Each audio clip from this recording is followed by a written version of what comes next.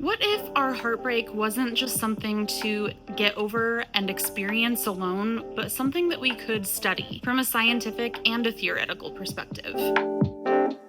I guess we could call it that, a heartbreak syllabus. Yeah, I like that, heartbreak syllabus. About 5 years ago, I went through the worst heartbreak of my life. My 12-year relationship ended, and while I'd gone through other breakups in the past, this one really hit hard and deep. It hit in my body, my mind, and my heart. It hit me spiritually.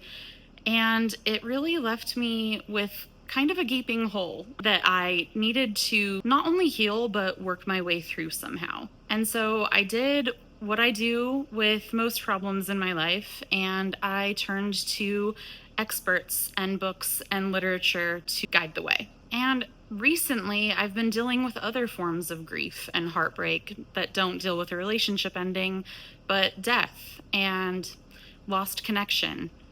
And I think that's really relatable. This is all just really part of being a human in the world. So we all go through it at some point or another. And it's brought up again, this question of what books and resources can help us to understand what we're feeling and experiencing and heal from it. When I was going through my divorce, I heard a podcast episode with the author Florence Williams, and she was talking about her book that she had just written called Heartbreak, and it explores heartbreak from a scientific perspective.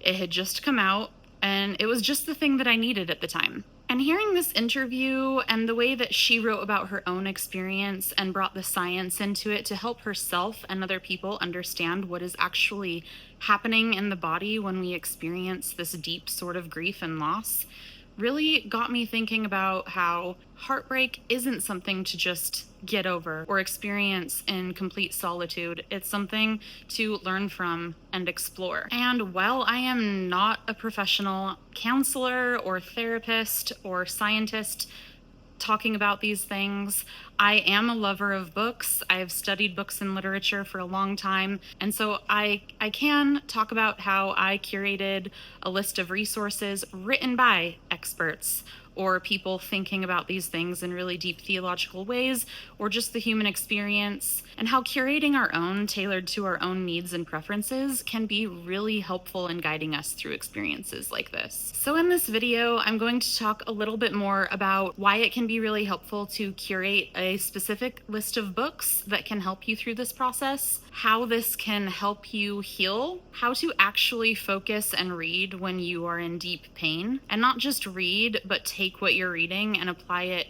to your life so that it can really help you. And the 5 types of books that you might want to look for and add to your TBR list in these circumstances and how they might help you heal. And I want to add again, I am not a therapist, psychologist, or a healing professional in that sense in any capacity.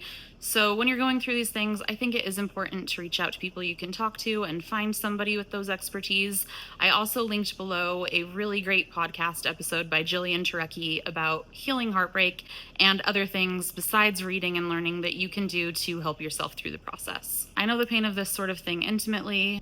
These experiences are hard, they're very human, and you will get through it and learn from it and come out better on the other side. So first, let's talk about how books can help us heal through heartbreak and why curating a specific list when going through these things can be really helpful. So I don't know about for you, but for me, books really help me to slow down and regulate my nervous system. I'm slowing my mind down, my body is resting and relaxing, and I think that alone can be really helpful when there's a lot of pain coming up, especially in the body and mind and heart. They also create a kind of companionship without demanding any need for you to perform or pretend to be okay. There's a sense of safe solitude in reading. And while there is definitely a place for distraction and being around people in a healing phase, there is also a difference between distraction and processing. And I think the slowing down that reading a book provides can help you process a little more what's going on for you and how to move forward. I also think with books, there's of course a way to tailor what you're reading to your specific moment in life and interests. There are so many books out there written by so many different people.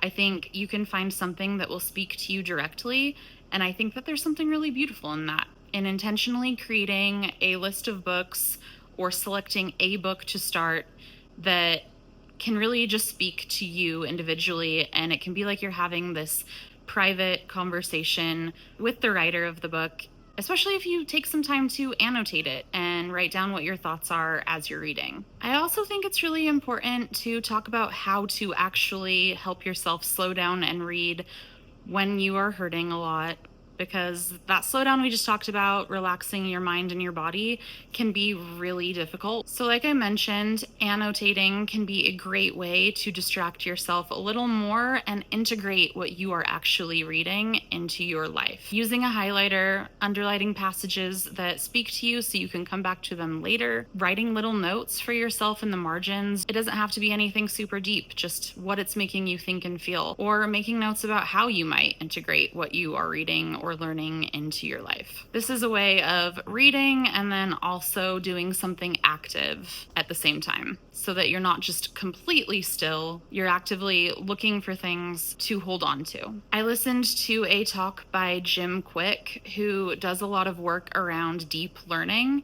And he said that when you write things down or highlight them or reflect them back to someone else, it helps you retain them. So annotating is a way of active learning, basically. It can also be really helpful to get more reading done if you just read in small doses. Just commit to 10 minutes or 2 or 3 pages at a time. That can help it feel like not such a great feat. You don't have to sit down and be still for as long if you really need to get up and move and go for a walk or something. It doesn't have to be sitting down for hours at a time or reading super fast. There's a lot of hype about going through many, many books in a week or a month or a year and setting these lofty goals. But really, why I'm talking about just 5 types of books to look for is because you could read 5 books in a year and learn and integrate more than someone reading 50 if you're doing it intentionally. It's not about how many books you read or how fast you read. You could read 10 minutes a day, like I said, and still be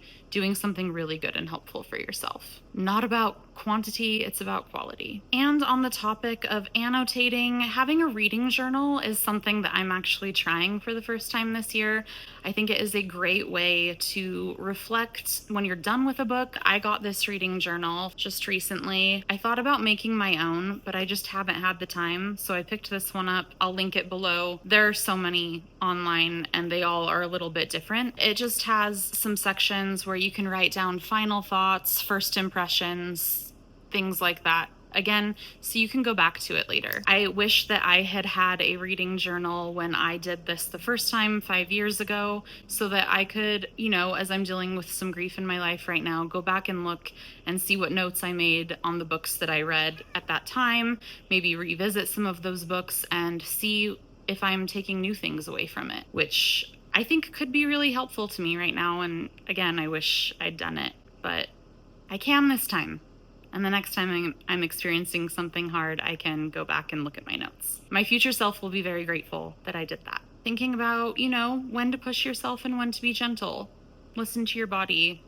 Maybe sometimes listening to an audiobook could be really helpful, and going for a walk instead of sitting down to read. Audiobooks are great for listening to while you're doing housework or other things, and you can still annotate and stop and take notes as you go, if that's something that you want to do. Joining a book club could be another great way to read a little bit more and also integrate some community into the experience. Maybe you'll get a book recommendation or 2 that you wouldn't have otherwise and make some connections with other people. Community and being around people is still very important, especially when you are healing. Book clubs can be a really fun way to talk about what you're reading and get different perspectives on it. There's also something to say for reading different kinds of writing and different types of writers and getting some varied perspective and diversity there. And I think this goes into the 5 types of books that I would recommend for a Heartbreak syllabus. guess we could call it that, a heartbreak syllabus. It's kind of like the trend online that I talked about in my video last week of creating your own personal curriculum. This could be a similar thing. Yeah, I like that, a heartbreak syllabus. So what are the 5 types of books that I would look for if I were creating a new heartbreak syllabus? And how can each one help us heal in a different way? I will say, I don't think that you have to read the books in this order. I'm not about rules when it comes to reading. I think if you want to read just one book, do that. If you want to read several that coincide with one topic, do that. Do what speaks to you and what feels right. These are just 5 different types that I think could be helpful. And I do think that the order matters, but it's specific to you and your needs. Read what you feel drawn to. Go where you feel pulled. I think intuitively we know what we need. So yeah, this doesn't have to be in any particular order, just the order that makes the most sense for you. I almost see it like there's the stages of grief, and they aren't always linear, and they don't always go in order and then go away entirely. Sometimes they come back. Think about it that way. So the first type of book I'm going to call The Echo. And these are books where you can see the pain that you are dealing with reflected back to you. I do think there's something to say for reading a book that helps remind you that you are not alone in what you are experiencing. Other people have been there. I see books kind of like friends, like you're having a conversation with the writer, like I just mentioned earlier. And so it's kind of a way of being with your pain, but not entirely alone in it. And I think that that can be helpful, especially early on. Book type number 2, The Skylight. So these are books about the universal themes of loss and grief that maybe reflect different kinds of pain back to you. And this, I think, is important, kind of like I mentioned, parallel to remembering that you're not alone in this sort of human experience that you're going through. It can remind you that there are different forms that it can take, and that it's something that we all go through in some way or another. It reminds me of the James Baldwin quote. You think your pain and your heartbreak are unprecedented in the history of the world, but then you read. It was books that taught me that the things that tormented me most were the very things that connected me with all the people who were alive, or who had ever been alive. It's one of my favorite quotes ever. Book type number 3 is The Mentor. This would be a book in the form of a memoir, an essay, or even poetry written by someone who is further along in the healing process. It can help give us perspective and be a good reminder that it does get better with care and with time if we put in the work to process and be with our pain. It can also help us be there for others when they're experiencing their pain, which is also really important. Book type number 4 is The Escape.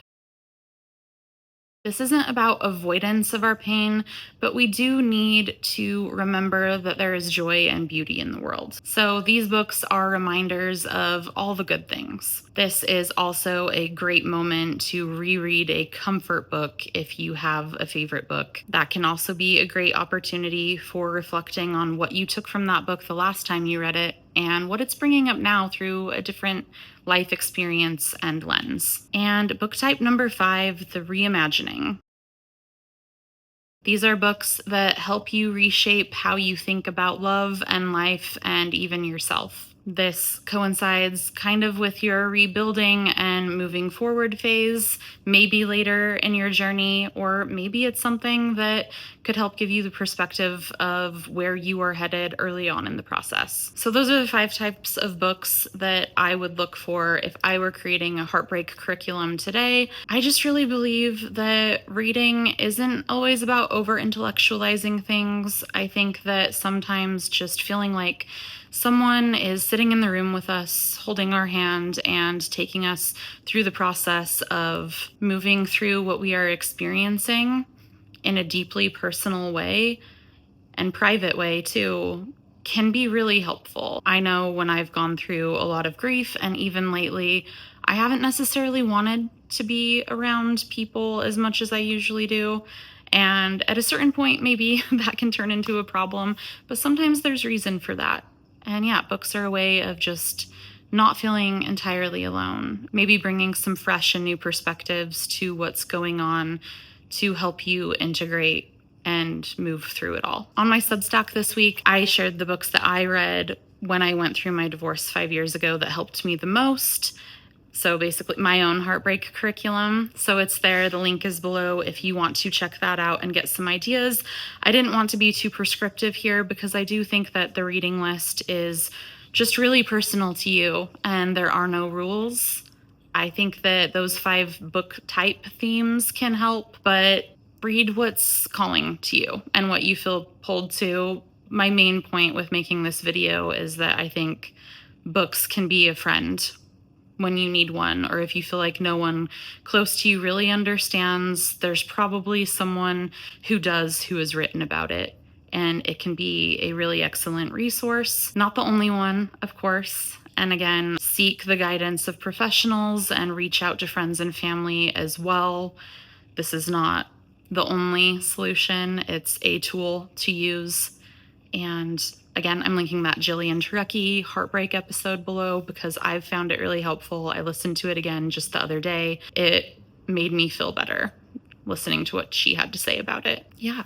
And if you want to share some of the books that have helped you or that you are thinking about reading below in the comments, I would love to know. Maybe you can help share and give me and some other people here ideas about what we should read next or the next time that we're going through something. Anyway, thanks for being here. I hope that this was helpful in some small way. I'm Lindy. I'm an MFA grad, former tech content strategist, and writer. If you enjoy this sort of content talking about books and life and culture, hit subscribe, like the video. I would love to see you next week for the next video. So.